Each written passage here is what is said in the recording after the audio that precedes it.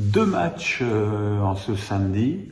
Un intéressant Strasbourg-Monaco, dominé par des Monégasques qui avaient pourtant, Philippe Clément avait pourtant fait un vrai turnover par rapport parce que ce match se positionne entre les deux matchs de tour préliminaire de Ligue des Champions contre Eindhoven.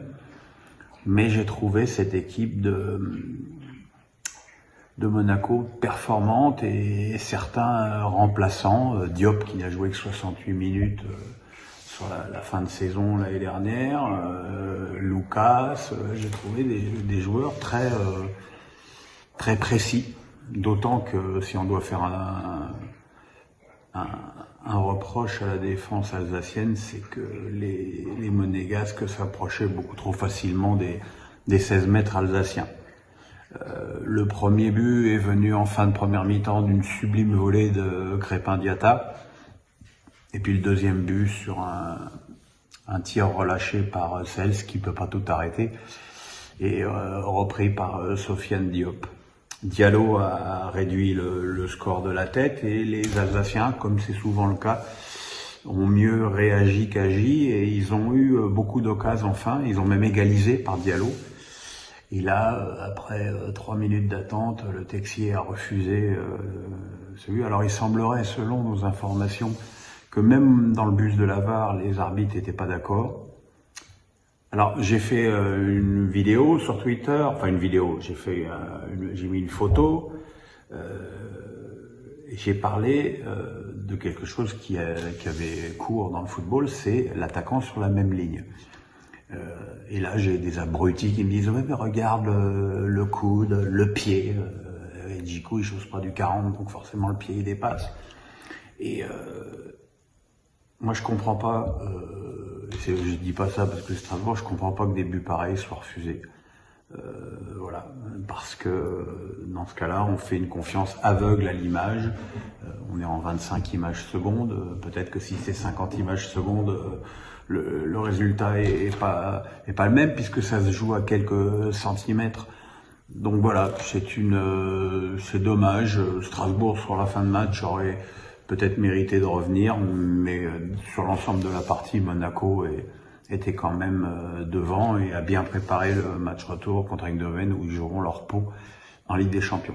Et puis ce soir, Paris, comme l'année dernière, a gagné à Gabriel Montpied contre Clermont par 5 buts d'écart. L'année dernière, c'était 6-1 et cette année, c'était 5-0.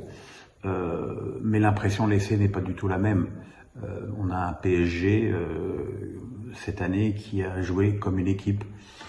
Alors, on est d'accord, c'est que Clermont, on va pas s'enflammer, patin, coup fin, je suis bien d'accord, je ne me place que du côté parisien et du plaisir qu'on a eu à les voir jouer et que les joueurs semblent avoir à jouer. Et l'exemple type, c'est Messi et Neymar qui ont la banane tout le temps dans le match, qui combinent et qui sont en plus décisifs, qui travaillent défensivement.